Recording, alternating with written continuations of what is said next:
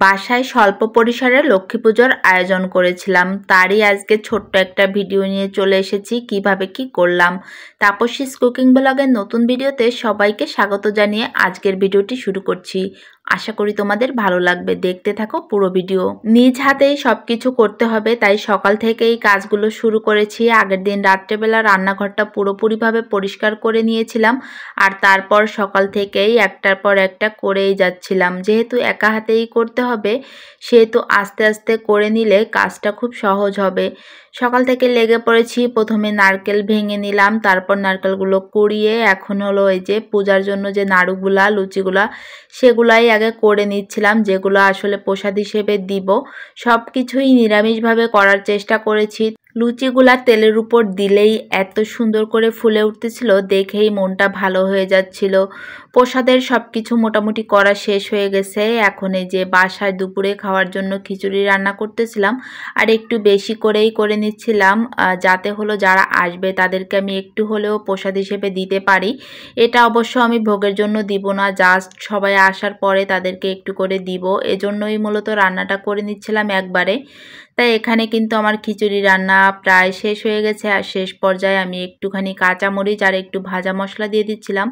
এটা দিলে খিচুড়ি খেতে বেশ মজা লাগে, যেহেতু নিরামিষ খিচুড়ি। তোমরা খেয়াল করলে দেখতে পারবে আমি বেশিরভাগ রান্নায় কাঁচামরিচটা একেবারে নামানোর আগে দিই। কাঁচামরিচের ফ্লেভারটা এত ভালো লাগে কেন জানি না, বেশ মজাই লাগে। আর তারপরে করে নিচ্ছিলাম একটু পায়েস, আর এটাও আমি প্রসাদ হিসেবে রাখতেছি না, এটাও নিরামিষভাবে করতেছি, কিন্তু প্রসাদ হিসেবে না আর কি।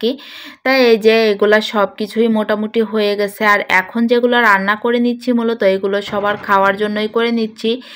এখন হলো এই যে সবার জন্যই মোটামুটি নাড়ু করে নিচ্ছিলাম, আর এই নাড়ুটা হলো পাটায় বেটে তারপর করতেছি। পাটায় বেটে নাড়ু বানালে খুবই মসৃণ হয়, আর হলো এই যে গোল গোল করতেও অসুবিধা হয় না, মানে হাতটা একেবারেই পুড়ে যায় না, না হলে কিন্তু হাত পুড়ে যাওয়ার সম্ভাবনা থাকে।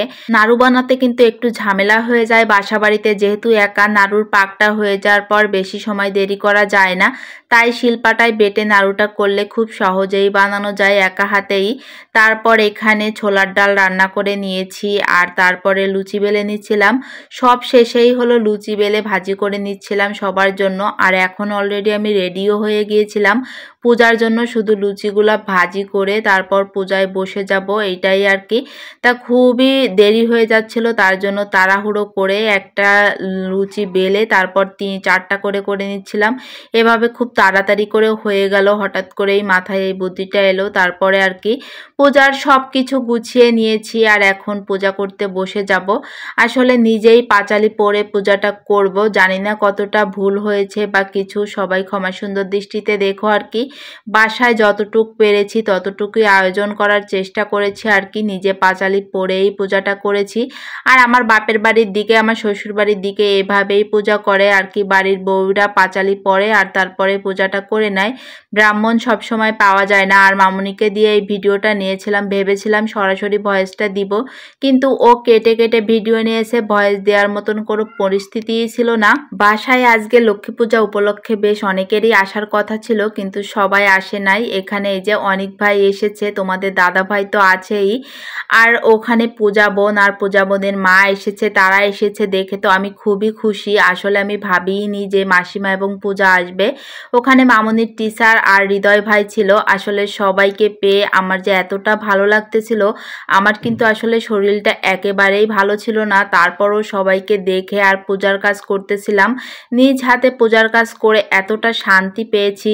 এখানে একটু এই যে আলো চাল মেখে নিচ্ছিলাম, আমরা আমাদের ওদিকে আলো চালই বলি, এটা চিরা চাল বাটা দিয়েই বানাচ্ছিলাম আর কি, দুধ দিয়ে।